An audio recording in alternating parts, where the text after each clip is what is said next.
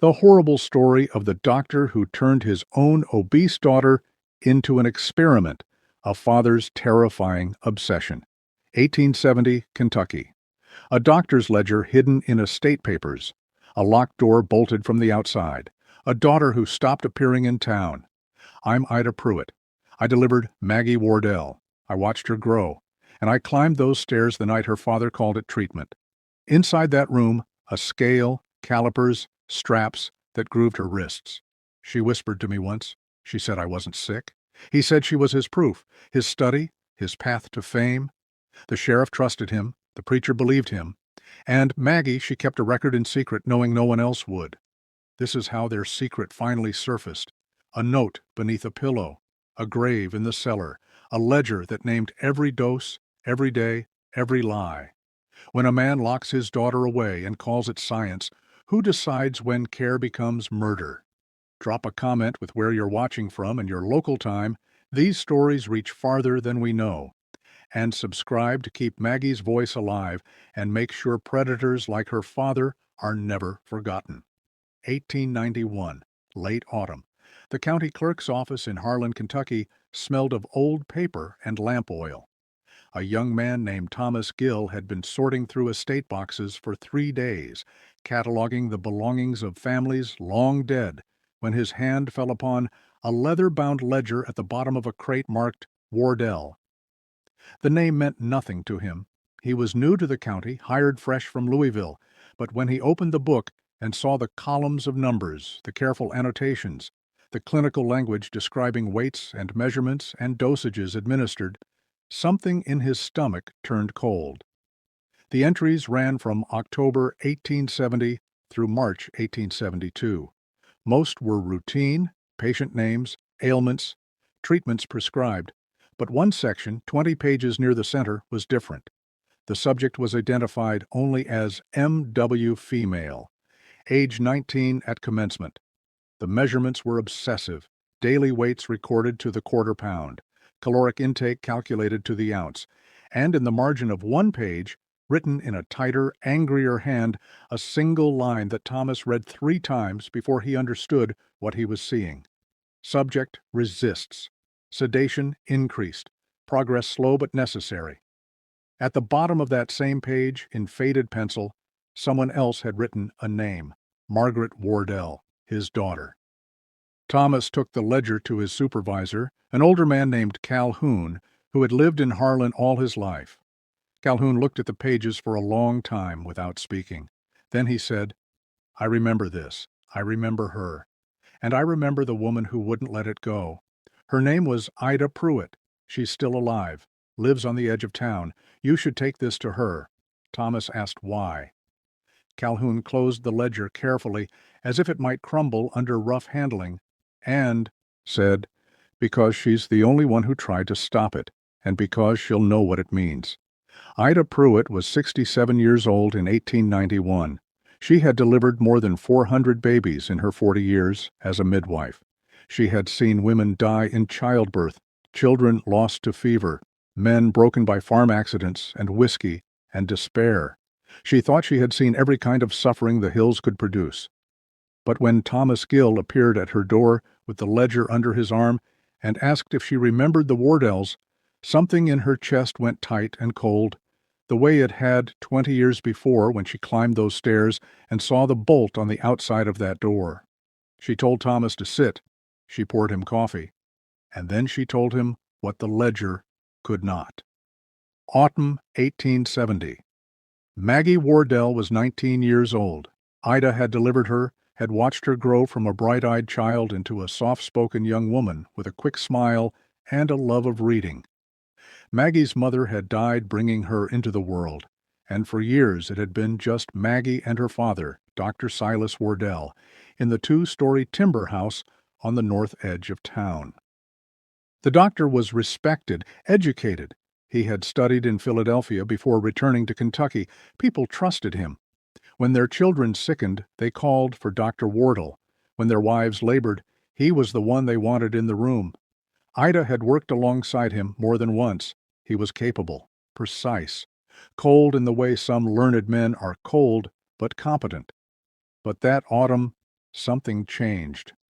Maggie stopped appearing in town. She had always come to church, always helped at the autumn social, always walked to the general store for her father's supplies. Then, nothing.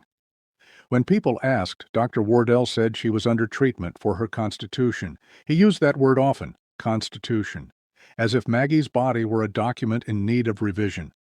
Ida heard the talk. She thought little of it at first. Girls grew shy.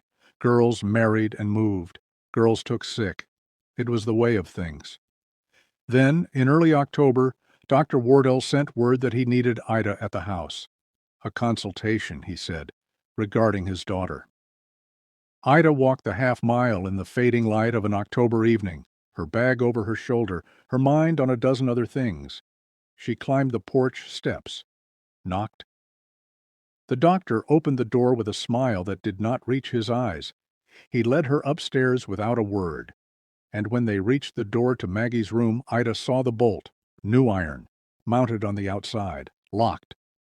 Dr. Wardell produced a key from his vest pocket and turned it in the lock with a soft click. The door swung inward. The room smelled of laudanum and old sweat, and something else Ida could not name, something stale. Maggie sat on a narrow bed against the far wall, her hands folded in her lap, her face pale and heavy-lidded.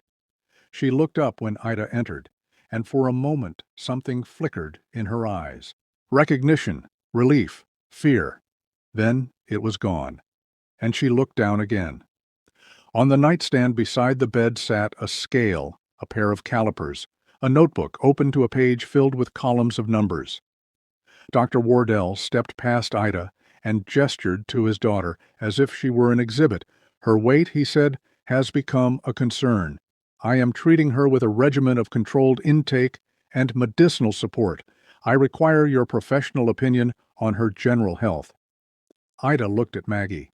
The girl's wrists were marked, not with bruises, but with grooves, faint lines pressed into the skin, as if something had held her in place.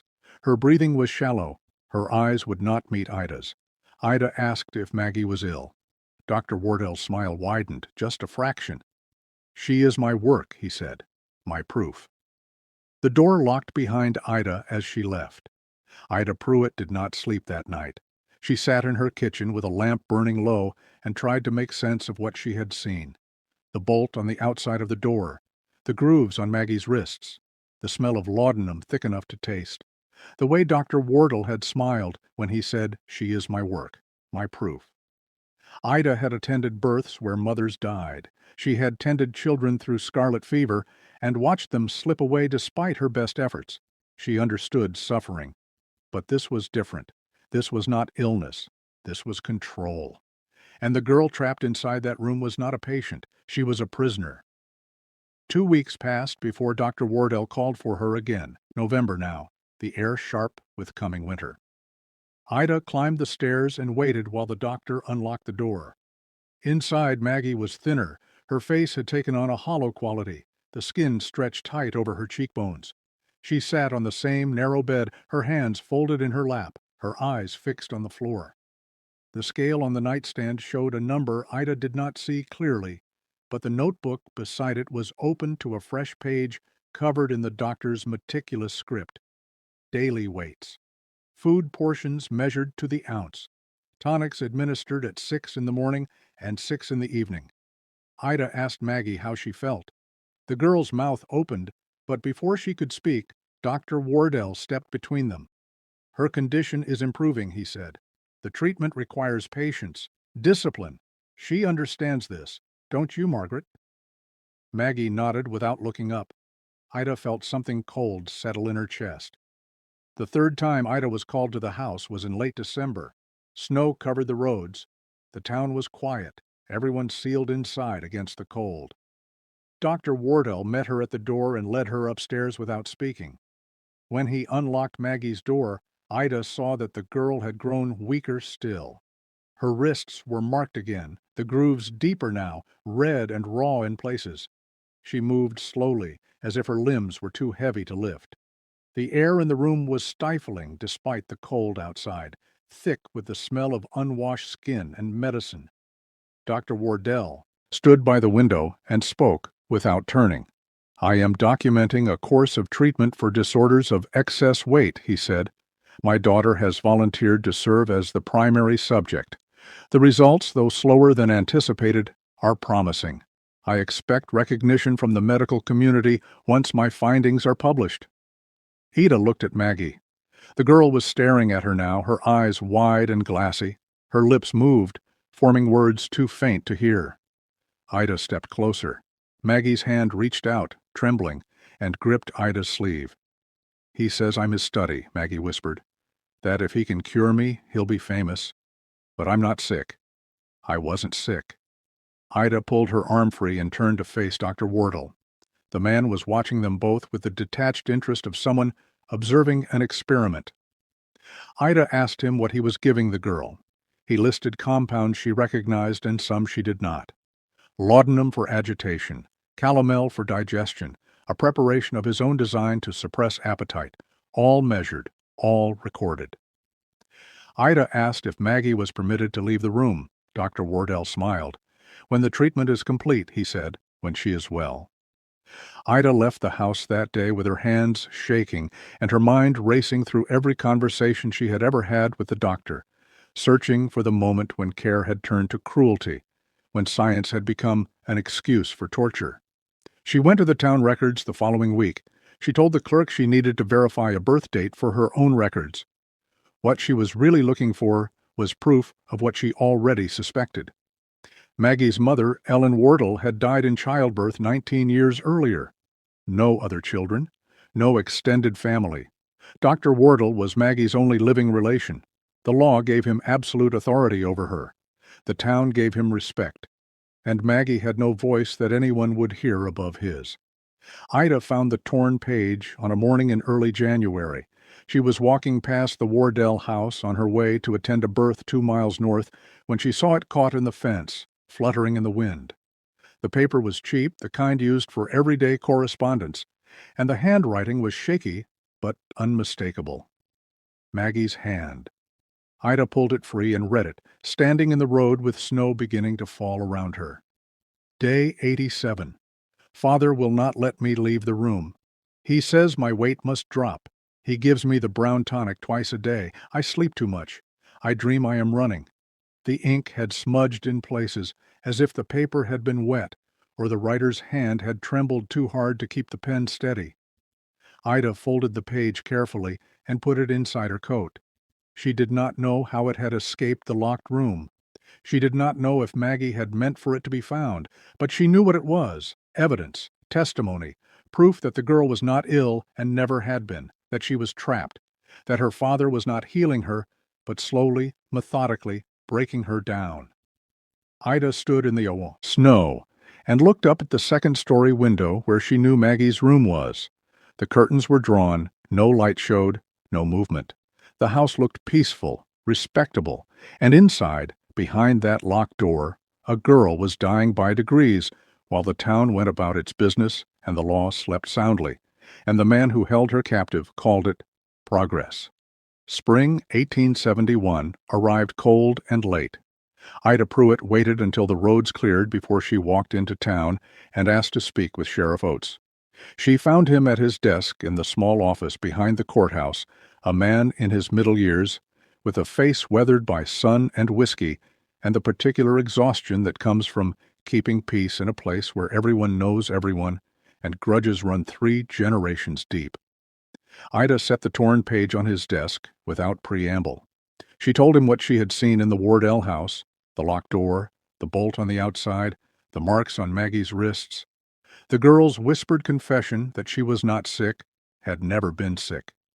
The sheriff picked up the page and read it slowly. His expression did not change. When he finished, he set it down and leaned back in his chair. "Mrs. Pruitt," he said, "I understand your concern, but Dr. Wardle is a respected man. He treated my wife through pneumonia 2 winters back, delivered my son. He's educated, trained in Philadelphia. If he says his daughter requires treatment, I expect he knows what he's about." Ida felt her jaw tighten. She pointed to the page. "That's her handwriting," she said. "She's asking for help." The sheriff glanced at the paper again, then back at Ida. "She's his daughter," he said. "A man has the right to tend his own. Unless there's a crime being committed, it's a family matter." Ida asked what crime he needed before he would act. The sheriff's face hardened. "I'll thank you not to tell me my job, Mrs. Pruitt. Dr. Wardle is a pillar of this community. If you have concerns, take them to the preacher. But I'll not be dragging a good man's name through the mud on account of a note that could mean anything." Ida took the page from his desk and left without another word. She went to the preacher the following Sunday. Reverend Caldwell was a thin man with kind eyes and a voice that carried well in the small church where the town gathered every week to hear him speak of mercy and judgment and the grace that waited for those who sought it. Ida found him after the service and asked if they could speak privately. In the small room behind the pulpit, she showed him the torn page. She told him everything: the locked door, the grooves on Maggie's wrists, the laudanum and the calomel and the brown tonic administered twice daily, the girl's weight dropping week by week while her father recorded every measurement in his ledger as if she were livestock. The Reverend listened without interrupting. When Ida finished, he folded his hands and said he would visit the Wardle home himself, that he would speak with Dr. Wardle and see the girl with his own eyes. Ida felt a flicker of hope for the first time in months. Reverend Caldwell visited the Wardle house 3 days later. Dr. Wardle received him warmly, offered him tea, showed him through the downstairs rooms with the ease of a man who had nothing to hide. When the Reverend asked to see Maggie, the doctor agreed without hesitation. He led the preacher upstairs and unlocked the door to her room. Maggie was sleeping. The Reverend stood in the doorway and looked at the girl curled on the narrow bed, her breathing slow and even, her face pale but peaceful. Dr. Wardle spoke quietly, his voice steady and reassuring. "A disorder of excess weight," he said. "Inherited weakness from her mother's side. Modern treatment requires isolation and controlled intake. It is difficult, but necessary. She understands this." The Reverend asked if the girl was in pain. Dr. Wardle shook his head. "She is sedated for her comfort," he said. "The process is rigorous, but I am confident of success." The Reverend looked at Maggie a moment longer, then nodded. He thanked Dr. Wardle for his time and left the house satisfied that the girl was in capable hands. When Ida heard what had happened, she felt something break inside her. She had shown them the evidence. She had given them Maggie's own words. And still they had chosen to believe the man with the education, the man with the reputation, the man who spoke in calm tones about science and progress, while a girl wasted away behind a locked door. The law would not help. The church would not help. And winter was coming again. The months that followed were the longest of Ida's life. She was not called to the Wardle house again. She heard nothing. The town moved on. Crops were planted and harvested. Babies were born. People died. Life continued in the way it always had, and Maggie Wardle disappeared from conversation as if she had never existed. Ida asked at the general store if anyone had seen the girl. The owner shook his head, said he hadn't delivered supplies to the Wardle house in weeks. No orders placed. No one coming or going. Ida asked if that seemed strange. The man shrugged. "Dr. Wardle keeps to himself," he said. "Always has." By late winter, Ida could stand it no longer. She walked to the Wardle house on a gray morning in early March, the ground still hard with frost, the sky low and heavy with the promise of more snow. She climbed the porch steps and knocked. No answer. She knocked again, harder this time. Still nothing. She tried the door. It was unlocked. She pushed it open and stepped inside. The house was cold, dark, silent. No fire in the hearth, no smell of cooking, no sound of footsteps or voices or life. Ida called out. Her voice echoed in the empty rooms and came back to her unanswered. She climbed the stairs slowly, her hand on the rail, her heart beating too fast. At the top, the door to Maggie's room stood open. The bolt hung loose. Ida stepped inside and saw the empty bed, the scale on the nightstand, the ledger lying open to the last page. She picked it up and read the final entry in Dr. Wardle's careful hand. Subject expired. Weight reduced by 61 pounds. Cause of failure will not sustain deprivation. Experiment inconclusive. Ida stood in the empty room with the ledger in her hands and felt the weight of every choice she had not made, every moment she had hesitated, every time she had believed that someone else would act. The words on the page blurred and refocused. Subject expired. Weight reduced by 61 pounds.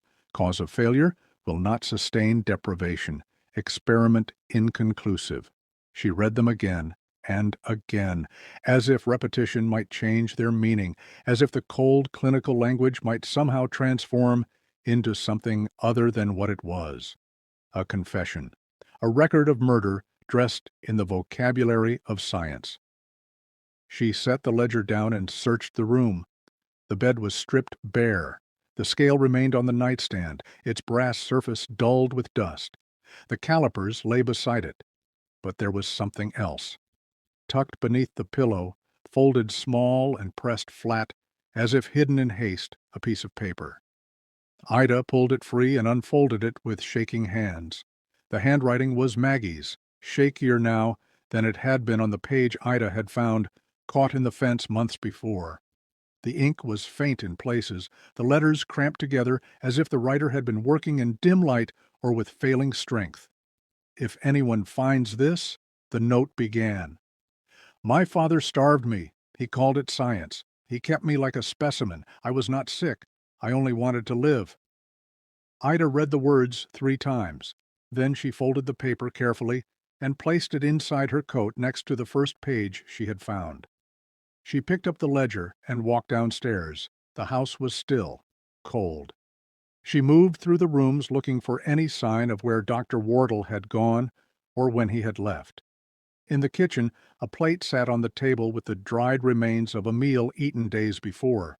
In the front room, a coat hook hung empty. The man had packed and fled. That much was clear. But where he had gone, and whether anyone would follow, were questions Ida could not answer. She walked to the back of the house and found the door to the cellar standing open. The stairs descended into darkness. Ida fetched a lamp from the kitchen and lit it with trembling hands. She descended slowly, the light casting long shadows on the stone walls. At the bottom, the air was damp and cold and smelled of earth. The cellar was small, low-ceilinged, divided into sections by rough wooden shelves, preserved goods, root vegetables, tools, and in the far corner, something wrapped in canvas and buried under a thin layer of soil. Ida set the lamp down and knelt beside the mound. She pulled the canvas back and saw Maggie's face.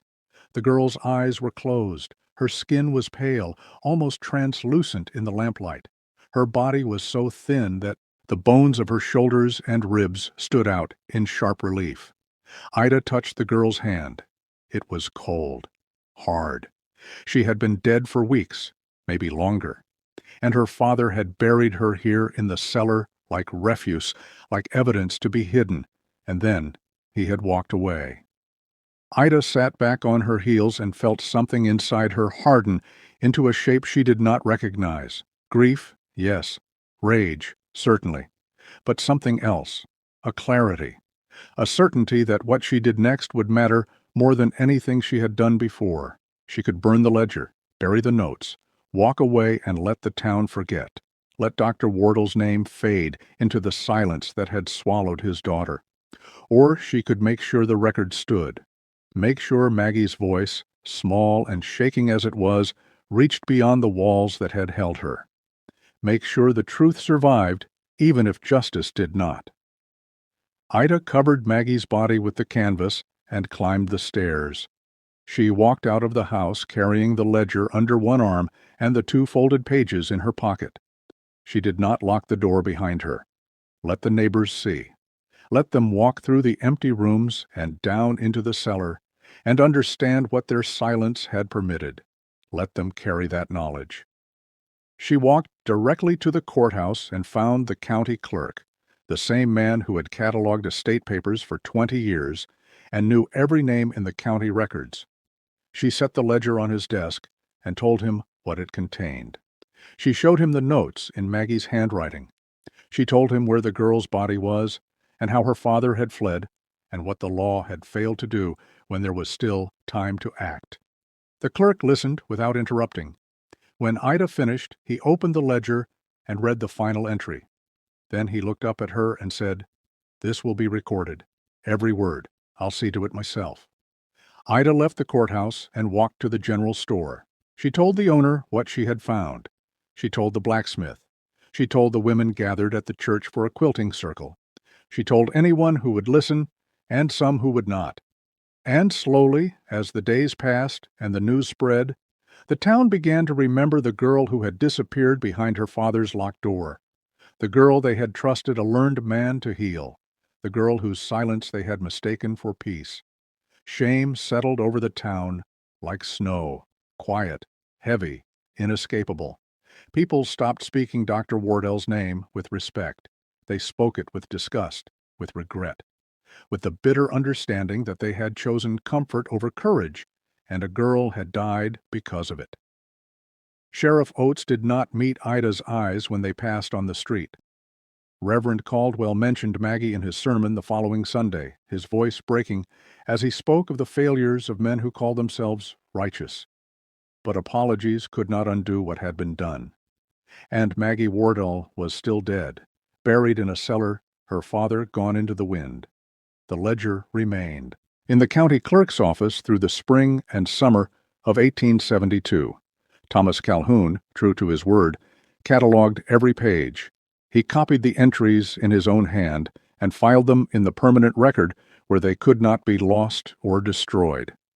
He made note of the 2 pages in Maggie's handwriting, preserving them between sheets of protective paper. And he listened when Ida came to his office, which she did often in those months, to tell Maggie's story again. To make sure it was not forgotten, to make sure the girl's voice reached beyond the silence that had killed her. Word traveled slowly in those years, carried by letter and rumor, and the movement of people along roads that turned to mud in spring and froze hard in winter. But word did travel, and by late summer stories began to reach Harlan from towns to the west. A doctor calling himself Samuel Ward had appeared in a boarding house in Missouri, kept to himself, spoke little. But someone recognized his voice, his manner, the particular way he held himself when he thought no one was watching.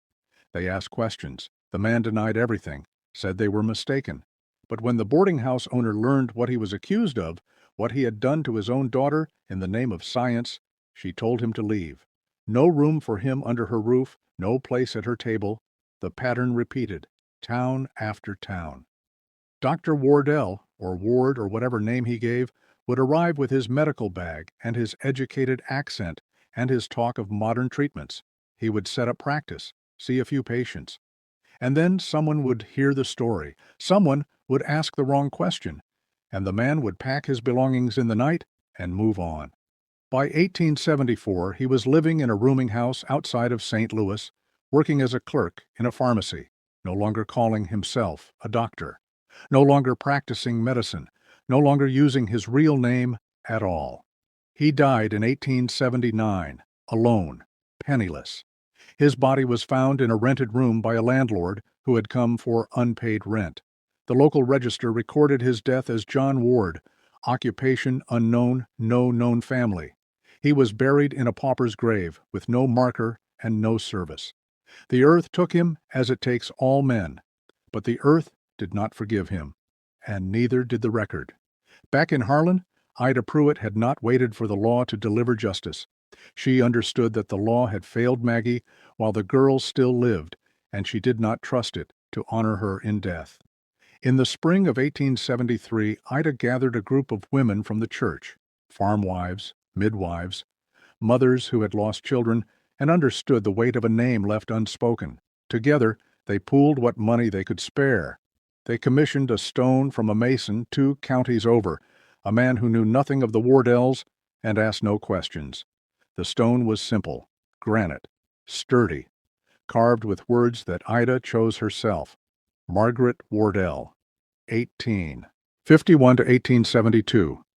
Daughter, not experiment, not forgotten. They placed the stone in the town cemetery on a morning in May, 1875. Reverend Caldwell said a prayer. The women stood in a circle around the grave and sang a hymn. And when it was done, Ida knelt and pressed her hand to the stone and said aloud what she had carried silently for 3 years. "I'm sorry I couldn't save you, but I made sure they know what he did. I made sure you're not erased." The ledger remained in the county archives. Decades passed. The town changed. People who remembered Maggie Wardell died, and their children forgot, and their children's children never knew her name. But the record stayed. And in 1953, a researcher from the University of Kentucky came to Harlan looking for historical medical documents. She was writing a dissertation on frontier medicine. She wanted primary sources. The clerk on duty that year, a young woman named Ruth, showed her the boxes, showed her the ledgers. And when the researcher opened the one marked Wardell and began to read, she stopped. She read the entries again. She asked Ruth if there were any other documents related to the case. Ruth brought her the 2 pages in Maggie's handwriting, still preserved between protective sheets. The researcher sat in the archive for 6 hours that day. When she left, she carried copies of everything. The article was published 2 years later in a medical history journal. The title was simple: Medical Abuse in Frontier Kentucky, the Case of Margaret Wardell. It told the story in full: the locked door, the forced starvation, the father who called torture treatment and murder science, the community that looked away, and the midwife who refused to let the truth die. The article was read by scholars, cited in textbooks, taught in medical ethics courses. Maggie's name was restored, not as a victim forgotten, but as a witness whose testimony survived. Ida Pruitt lived to see the article published. She was 81 years old in 1955 when a copy arrived in the mail from the researcher who had found the ledger. Ida sat in her kitchen and read it slowly, her hands shaking, not from age, but from the weight of memory. When she finished, she folded the pages and set them on the table. She did not cry. She had cried enough in the years after Maggie's death. What she felt now was something else: relief, vindication, the certainty that she had done what needed to be done, that the girl's voice had reached farther than either of them could have imagined. That silence had not won. Ida died later that year. Her funeral was well attended. People spoke of her skill as a midwife, her kindness, her steady hand in moments of crisis. But the story that lingered longest, the one told by the women who gathered at her grave, was the story of Maggie Wardell, and how Ida Pruitt had refused to let her disappear. In her final years, Ida had told the story often, always the same way, always ending with the same words: "A locked door does not make a man a healer, and silence does not make a crime disappear." The women remembered. They told their daughters told their children, and Maggie's name lived on, not forgotten, not erased. A girl who wanted only to live, a father who killed her in the name of progress, and a record that would not let him hide.